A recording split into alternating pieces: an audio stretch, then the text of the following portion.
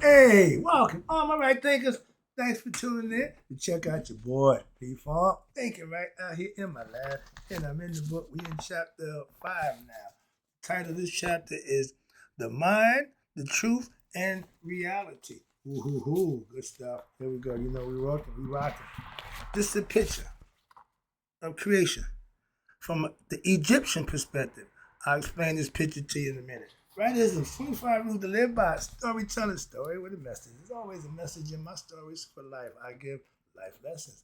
You tuning in and receiving them. I appreciate you. We got a good thing going. Let's do what we do. Right thinking mission is to enlighten, inspire, educate, and motivate you, the individual, to a higher spiritual level of enlightenment. Right thinking is way of life through mental and spiritual discipline. Practice daily will help and guide you to attain your goal of reaching spiritual enlightenment, aka know thyself.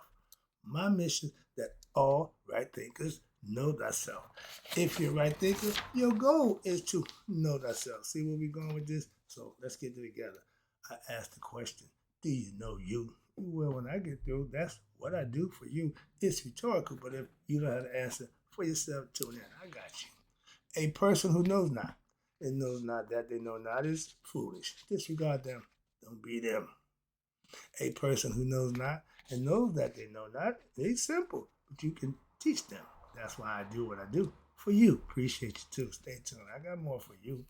A person who knows not and believe and think that they know is dangerous. Avoid them. I do. A person who knows and knows not that they know is spiritually asleep. I can awaken them. I'm your spiritual alarm clock here to wake you up with knowledge of self. That's what I do for you. A person who knows and knows that they know is wise. Follow them. All these persons reside in you. Right thinkers, know thyself and to Maya, be true. Right thinkers, P Funk philosophy is going to tell you about the mind, truth, and reality. That's all based on the introduction to Maya philosophy. I just gave the book. This is a different book, but it still got some Maya philosophy in it. This is called creation from the Egyptian philosophy. This is man. This God here is Kunum. Okay? He's the ram-headed God. You see him with his regalia. He got his hat on, representing Upper and Lower Egypt. You know who this guy is? That's Thoth, aka Tahuti. He's the master of writing. He brought the Imaginator. He's the mind of God. This is the creative aspect of God. This is a concept of showing how God created man in his image. Okay. So that which is the fundamental truth, the substantial reality, is beyond the true naming. But the wise man called it the all. Okay. There's no words to define God. There's no all the attributes, but they're all fall short. So they just said to hell with it. The wise man who knows just said he's the all. God is everything. God is all. Okay. Now let's get into the lesson. This is called Introduction into Mayat. I just got free to give you the Mayat philosophical book, but this one's from a Pert M. Haru. It says from the Pert M. Haru, Introduction to Mayat. The philosophy is what we practice, right thinkers, of Maya. Right thinking is the philosophy of Maya, symbolized by her feather. Right here. That's her calling card right there. She recognized by the feather that she wears with the bandana, or she considered to be the scales of balance, and she also represented by the pedestal. Straightness. Okay, with her feather, it don't sway, it don't move, it's there. The pedestal, flat, level. That's what she represents, balance. Okay, and they had this thing figured out. I've been learning. I'm just loving it how they just it works perfect. Right, my art represents balance. Okay, and it's symbolized by the feather, but it is contained in the most ancient writings of Egypt. That means it go back a long time. And my man said, ancient means long ass time. Okay, so in those preceding what the dynastic or the pharaonic period from 4,500 BCE to 600 ACE. So at 4,500, that's 1,000 years after we knew it was in Egypt or Kemet at 5,500 BCE. So they came in around 1,000 years later. There was no problem. Again, still on the same premise as they practice in Maya. But the most extensive expositions of the philosophy may be found in its writings, which have in modern times been referred to as the Egyptian Book of the Dead. It was originally known as the Ru Per Imheru, spelled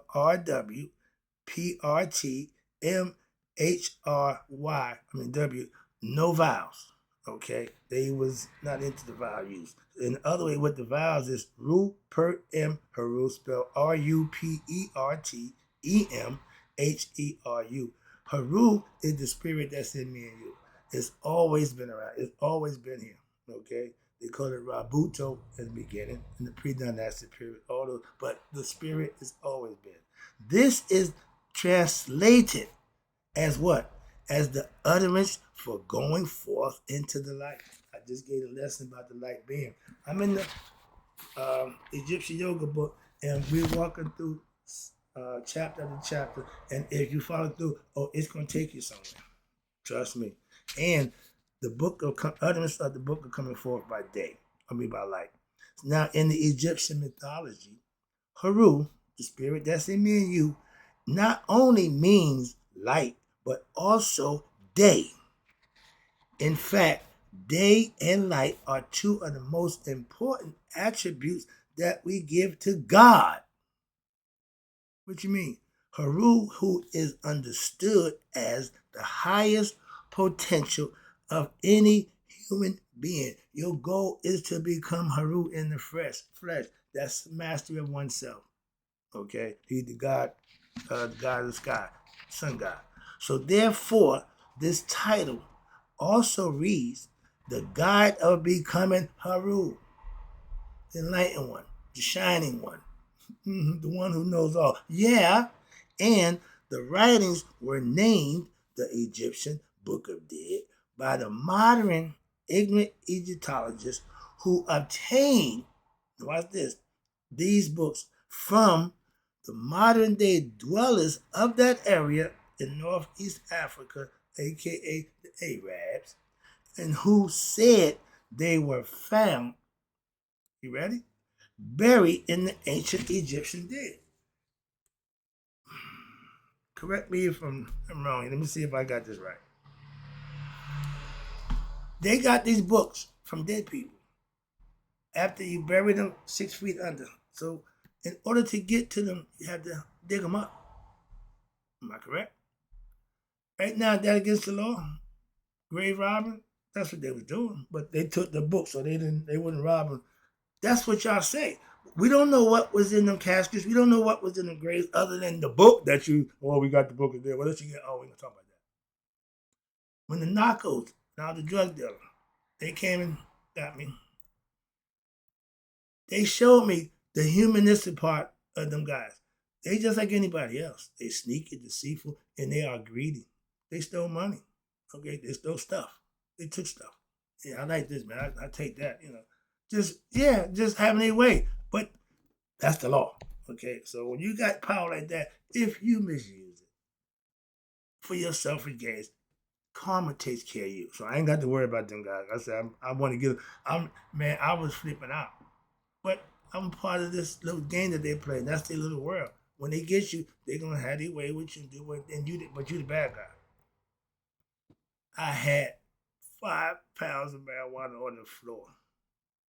They found $50,000 in cash in my suit pockets in my clothes. So they didn't even look for drugs. When I came back home, 5 pounds, we were still there. this one of them stories I tell you about situations in life. But again, they was robbing the grave. That's my point. They was grave robbers for profit. They didn't give the books away. These are valuable stuff. Why? It's in all the museums all over the world. That's why. Okay, moving on. But that was the concept. They stole them. They was robbing grave. They was grave robbers. But in the interest of simplicity and realistic, I'm gonna keep the consistency. So we're gonna call the name of the Egyptian book. We're gonna call it the name of the Egyptian book coming forth by day. I don't like the condemnation of the Book of the Dead personally, because it takes me back to how did you get these books of the dead? Now you got to put the way how you got out there, not too good. So that's what I'm saying. But the philosophical definition of Maya, please pay attention. I live by this. This is my favorite part right here. That which is unchanging, real, funk. I'm not changing. I'm that same dude. Okay. On the outside, things have changed, got older, but I'm the same dude on the inside, real. Now, it was the same in the beginning. That's my point. I was real. Even when I was doing wrong, I was still real. That's my point. Again, in the beginning of time, it is the same now, today. And it will be the same forever. That's the philosophy of Maya. It's not changing. That's what's real. Okay? So they try to give you the mindset of truth and real. She represents truth, justice, all the things that's positive and divine. That's what she represents philosophically. She's not a real person. She represents a philosophy, a concept. We gave her identity. So here we go. This is the lesson. The philosophy of Maya is what right thinking really is. Right here. This is the heart of what I teach. The philosophy of Maya has been described as this: truth, justice, righteousness, order, reciprocity, and all that is divine. If it ain't good, it ain't Maya. Simple as that. And nope. Just like I said. And this all based on what we said, the above definition of the philosophy of Maya. It is very easy to see that what? There is little truth in the physical world. Did you know that?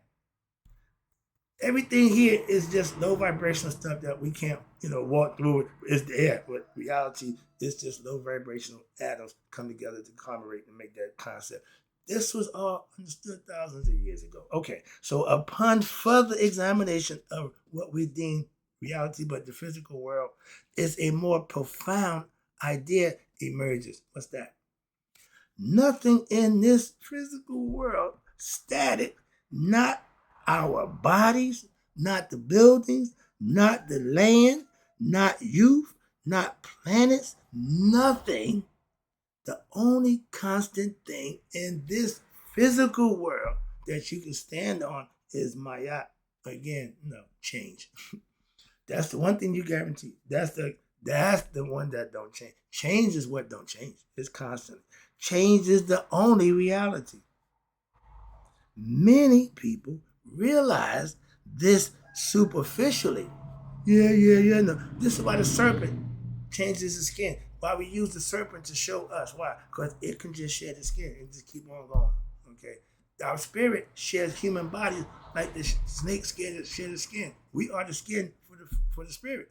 Okay, that's the concept. But for the most, y'all think you understand it, but it has not been consciously or physically or mentally truly accepted as a rule of our society and of this reality of nature has been instituted, changed to what? To direct us to the changeless, to cause us to seek out our imperishable reality. We like things, we like stuff. That's not the original way. Knowing thyself, becoming spiritually enlightened beings and living right and doing right was the old way. We don't want that. Why? That didn't bring us things and stuff that we love now. Okay? That's the fall of man.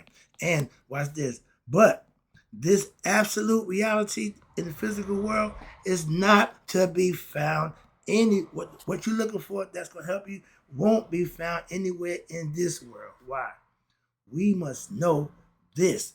The physical world cannot make us happy internally, because without this self-knowledge, we will continue, and we have been for thousands of years, life cycles, incarnation, to keep pouring our hearts and our life force, everything we stand for, into what? Trying to make situations last forever. Things only to become frustrated, disheartened, brokenhearted, when what? When they end.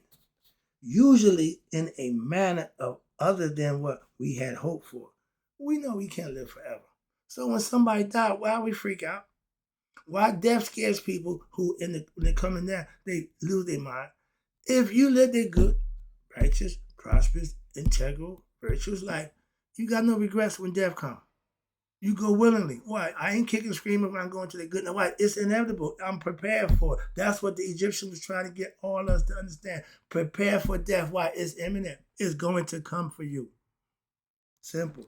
Things you can do that will prepare you so when it comes, it won't be a shock to the system. Did you know that we have DMT, the hallucinogen that secretes when? At the time of death? To ease you through that good night. Did you know that? No, a lot of y'all don't have a clue. But see, these are things that I studied and I learned, and I can bring it to you. Why? This been going for a long time. I went and got the secrets of the pyramid. I know some things about and from our ancient ancestors that we thought and figure out today. They was right. Thanks for the affirmation. But I've been doing this for 30 years. I'm freaking out. Why? I'm seeing more Egyptian stuff than I ever thought I would. I thought I was going to be the only one. I ain't the only one bringing Egypt to y'all. No, I'm not by myself. And that makes me feel so much better. Why? I ain't the only one presenting, oh, here come that Egyptian shit. That's what it was 10 years ago. I was accused of bringing up Egyptian shit. 10 years later, I'm still talking that Egyptian shit.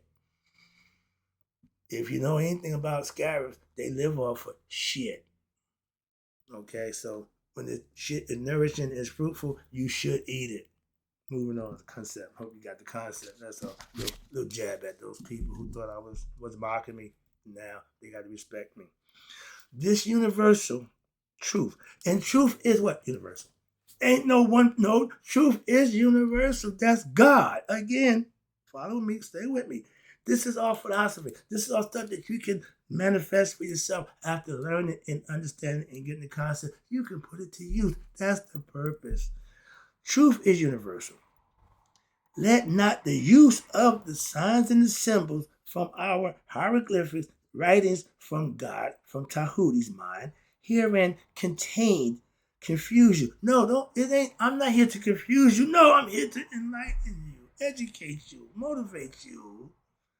Look past them and past all languages and to find the truth. That's what I did. I went to Egypt in search of the truth, and I found it in Egypt. Now, I'm sure it's somewhere else and maybe anywhere, but I found mine. Like my man Blueberry Hill, I found my freedom. I found my knowledge in Egypt. So I'm proud of that, and I will stand on it. And the truth that I found is universal. So I ain't found out that nobody else can get. It's universal. Yet it can only be determined by you, the individual. Okay, I got mine. You got to get yours. The individual. Why? Because the ultimate truth can only be known and understood through the experience. You got to have your own God experience. We call it the mystic experience. The truth. That's the truth. When you have it for yourself, now you know it. I ain't got to prove God to nobody. It ain't nobody's job to prove God to me. I'm just trying to help you find God for yourself if you don't know him. If you know him, we're in the same level. But those who don't, I'm trying to help you too. That's my point. And experience, not a discussion, not no damn books, not no words. It had to be experienced. When I got the true word from Rod, real name, he did it telepathically. He didn't speak it. They experienced it together. That's what that God moment is. That's what we mean by the mystical experience, okay? In any symbol or language used to describe or discuss this truth is incidental to the truth. Why? Because there is only one truth, but there are many roads that leads to it. Yeah, I already got it. I told you, I got to God by studying, practicing my Egyptian philosophy. That's 30 years reading, learning, and mastering it. Okay, that got me to God. That's what our ancients used to get to God. I did it. I got that. When I talked to my pastor, my best friend, who religiously enlightened from the biblical concept, I've been knowing him for 50 years. I've never seen him lose his cool. I've never seen him come out of pocket. He asked me, he said, Brother Wright, And the whole time we've been friends, have we ever had a disagreement? Nope, not a one. And my side is, I have him in high respect. So I'm not going to disrespect him, what he think, what he believe, and how he feel. I'm not a religious person, never been, and claim never will be. But I respect those who are. Why? For how they treat me. The way we've been friends for 50 years, we go way back. And I had to remind him that he had forgot. I said, my man, the stuff you did for me, unbeknownst to you, because it didn't bother you, but I was the one in need, and you always supplied my needs, dude. Wow, I forgot about that, brother, right? Yeah, but my man, I didn't. So when you're in need, I'm going to be the first one there to help you out. That's what you do. That's what men do. Why? Iron sharpens iron. If you ain't iron, you might not want to mess with me. Why? Because I'm trying to sharpen you up. You might not be able to take it. So that's why you got to be iron. That's why. And we ain't ever had a disagreement. He know God. When I got to God, he was the face that I seen when I got there. I felt so comfortable, and have been for the last 10, 12 years now, hanging out with him. Moving on. Okay. A religious dude. Okay. I'm philosophical. I'm the sage. He's the saint. But we both serve God. I do what I do. He do what he do. We ain't got no problem.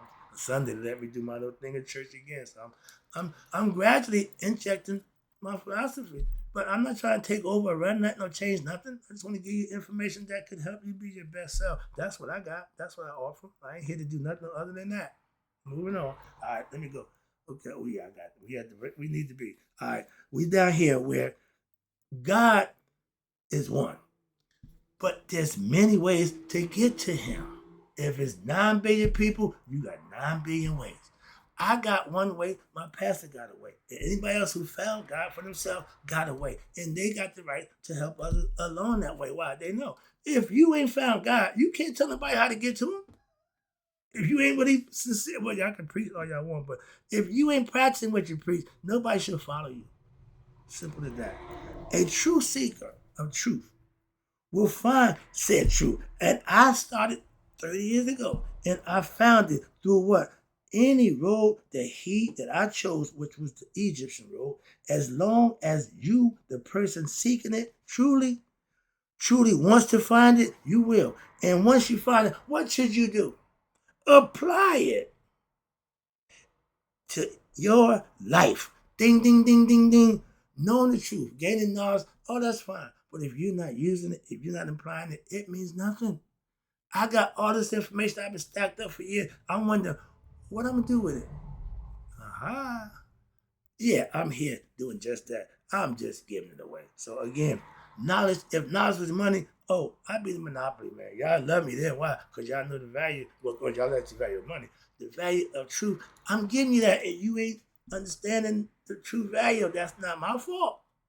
I understand the true value. That's why I'm giving it to you. And those who choose to remain ignorant, who not using my philosophy, not practical care less, okay, they choose to remain ignorant in the face of the truth, and they will remain slaves to themselves, to the narrow ideas and the egoistic mind of their own, and the uncontrolled wants of their desires they will continue to fulfill, meaning chasing them tails, satisfying themselves of their own physical body, pleasures of the flesh, that of their own hands, that they go do. The country and unjust economical system, what we live in, the government, I told you about that. And more importantly, this is the one, the corrupt religious organization that we tend to put in the high esteem, which, I'm just saying, closing up with this one. My philosophy, right thing philosophy, aka my yacht philosophy, it says the closer you get to the truth, the simpler your life will be. And the simpler it is. It ain't brain surgery. It's not really brain surgery. My mother-in-law don't have no college degree, but she know more about life than most professors that teach that nonsense. Why? She lived it. She manifested. So she ain't got all them fancy words, all that nonsense. No, but she know it. She lived it. That's all that matters. And she told me, I didn't know nothing else. That's the best part. When you got the truth, you don't need nothing else. It's when you got a bunch of ignorant lies and misconceptions and confusion when you start to need to what? You got to find the truth for yourself. Why? Because obviously you don't have it. So truth, again, is not simple except to those who know everything what about themselves. That's the truth. The truth lies in you. That's where the truth lies, not outside here. But a lot of us don't get that concept. That's for the ones who are ignorant of themselves. The wise, right thinkers, intelligent people who act with what? My favorite, and I do. We are free of what? Falsehood. Why? When you know the truth, you're free from what? The lies. I ain't got to worry about religion. I could care less about that damn religion stuff y'all talk. Why? It don't have no effect on me at all. None. Why? I know the truth. And when you have freedom from falsehood and disorder, meaning egoistic desires of the flesh, now the law is cold. Oh yeah, truth is, I got my truth. And for those who are liars, the truth hurt. It comes like a left hook out of nowhere. Bam! Okay, but it's the truth. Deal with it. Truth is cold. Truth is just what it is. Truth. It don't need to be warmed up. It don't need to be cradled. It don't need to be presented. I'm not a soft guy. If you want soft, talk to my pastor. I'm not nice. I'm just truthful. Honest and straightforward. If you don't want that, I ain't to do for you. I'm not going to acquiesce to your emotions. I don't give a damn about them. Go find somebody who do. My pastor, he does. Okay, he's the empath. I'm not. A set. She represents truth, and she's the blindfold. Why? Because justice is unprejudiced. It don't need to see who is passing judgment on. I don't give a damn who you are. I don't need no blindfold. Mother, father, sister, brother, if you dealing with me in a disrespectful manner, I will deal with you accordingly. I will ghost you. Don't care about your status or your position with me or in life. Don't make a difference. Husband, wife, I don't care. That's what philosophy I live by. And that's the truth. Why? Truth has the force of what? Emotion behind it. I'm passionate about what I'm standing on. The other stuff I don't give a damn about, and that's where my passion lies. Not giving a damn about your emotions. Okay? And truth, again, along with knowledge, will produce what? Courage. Rise up. Yeah, I ain't backing down. I got God with me as you walk through the valley of this earth.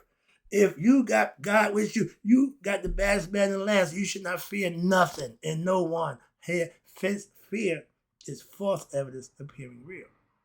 If you got God with you, ain't nothing to fear but fear itself. And that's on you. That's ignorant way of thinking. I don't have that problem.